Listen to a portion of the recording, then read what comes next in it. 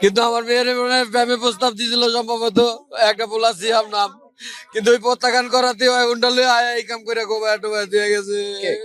সিয়াম সিয়াম একই স্কুলে পড়তো আগে, শিখর স্কুলে, ওই পোলাটার সাথে। আর আমি তো কইতে পারি না, আমি আসছিলাম উপরে নিচে দিয়ে আমার মেয়েটারে গোবা দিয়ে গেছে। ওই পোলা 8-9 পরে, 9 মনে পরে অন্য কোথাও। এখন আমি চিনিও না, জানিও না, বাসা ওই জায়গায়, কিন্তু ওই পোলার বাসাও আমি চিনি না, জানি না। কিন্তু শুধু এই কথাটাই আমি শুনলাম, এখন শুনলাম যে এই একটা পোলা ফোন দিত, ডিস্টার্ব করতো, ওই পোলাটাই আইছে, সিসি ক্যামেরার ফুটেজ মিলে পাইছে নাকি, অফিসারের কাছে আসছে। আমি আর কিছু বলতে পারি না, এটুকু আমি লিয়া। মৃত্যু আগে আমার মেয়েরা, আমি তখন অজ্ঞান, নিচে ম্যানেজার এরা 2 তলায় আসলে, এরা নিচে নাইমা ধরছে, এরা বলছে বলে যে সিয়াম মারছে, আমার সিয়াম মারছে। আমার মেয়ে বলে সিয়ামের কথা বলে গেছে। আমার ভাতিজি এক স্কুলে পড়তো, ওই ছেলে আমার ভাতিজিকে ডিস্টার্ব করতো, ঠিক আছে, ডিস্টার্ব করতো, আমার ভাতিজি ওরকে পাত্তা দিত না।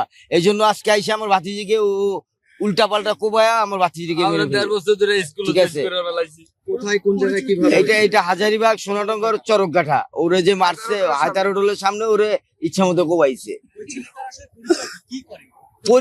পরিচয় তো সেটা আমরা জানি না। এক স্কুলে 7 পড়ছে, 2 জনে 6 এ 2 জনে পড়ছে এক স্কুলের ভিতরে। হ্যাঁ। পরবর্তীতে ওরা স্কুল থেকে চেঞ্জ করে গেল, আমার মেয়েটা হাই স্কুলে দিয়ে দিছে। ও তারপরে আমার ভাতিজিকে ডিস্টার্ব করতো, অনেক ডিস্টার্ব করতো। সে কি একাই ছিল না ওর সঙ্গে আর কেউ ছিল? ও একাই ছিল।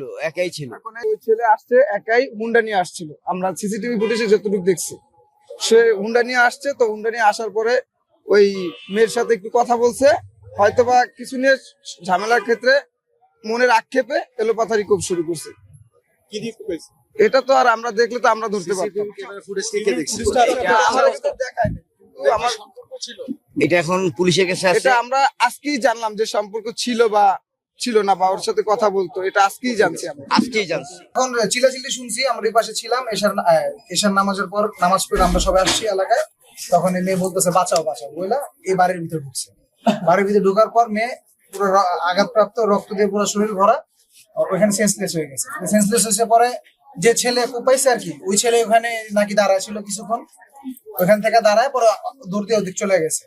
তো আমরা নেওয়ার পর এখান থেকে রিক্সা ঠিক করছি, রিক্সা ঠিক করা, ওই যে ভিকটিম ওনাকে আমরা রিক্সা উঠে দিছি। তো তার কিছুক্ষণ পরে আমরা শুনতে পারছি মেয়েটা মারা গেছে। মেয়েটা আমাদের এলাকাতে বড় হয়েছে, ছোট জায়গায়, ভালো মেয়ে, ভালো এমনি এলাকাতে বড় হয়েছে। আর 2 মাস ওদিকে ছিল, এখন আসছে এখানে। আর হচ্ছে ও লেখাপড়া করে ক্লাস 9-এ আমাদের আরবাজার হাই স্কুলে। আচ্ছা, রিয়াজ ভাই বোমটা অন করে দেন। না, এই ছেলেটাকে আমরা মোটামুটি কেউই চিনি না। আমাদের এলাকায় সিসিটিভি ফুটেজে যে ছেলেটাকে আমরা দেখতেছি, আমরা কেউই চিনি না। এমনি আর কিছু জানেন কিনা, মানে কেন, কি কারণে হতে পারে? বা কারণ আমরা ওখানে একটা মহিলা থেকে শুনছি যে উনি ওখানে দেখছে এই মেয়েটার সাথে ছেলেটা ওখানে তারা ঝগড়া করছে, মানে ওইখান পুরো পরিচিত বা আগে কোনো একটা সম্পর্ক যা ছিল আমরা ঠিক বলতে পারবো না। ওই মেয়ের সাথে ওখানে তারা ঝগড়া করতেছিল, তারপর একটু পরে ওই মেয়ে ওখান থেকে চিল্লাচ্ছে বাঁচাও বাঁচাও, ওইখানে আঘাত করছে। আমি দেখছি বলতে, আমার ছেলে একটা বাবু ছিল, কুবলি বেকারি ছিল, কুবলি বেকারি ওখানে আমি বসাচ্ছি। একটু সামনে থেকে কথা বলেন। তখন আমি ওই চিৎকার শুনতে পাই। চিৎকার শোনার পরে আমি এইদিকে আমার ছেলেটা নিয়ে আমি সামনে আগে আসি। আসার পরে দেখি যে একটা মেয়ের ছেলে তারা ই করতেছে, মেয়েটা দৌড়িয়া ছেলেটার কাছ থেকে দৌড়িয়া এদিকে আসছে। এদিকে আসার পরে মেয়েটা শুনছি যে আমাকে বাঁচাও বাঁচাও।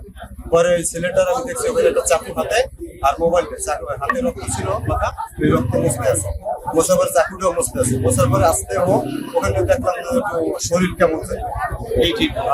পরে আসতে আমাদের সামনে থেকে চলে গেছে, ওখান থেকে আসতে 5 মিনিটে দৌড়িয়ে চলে গেছে।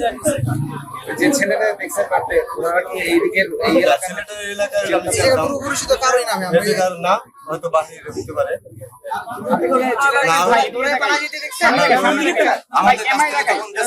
তখন আসতে হেঁটে গেছে, আমাকে ক্লোজ করার পরে ওখানে দৌড়ে চলে গেছে।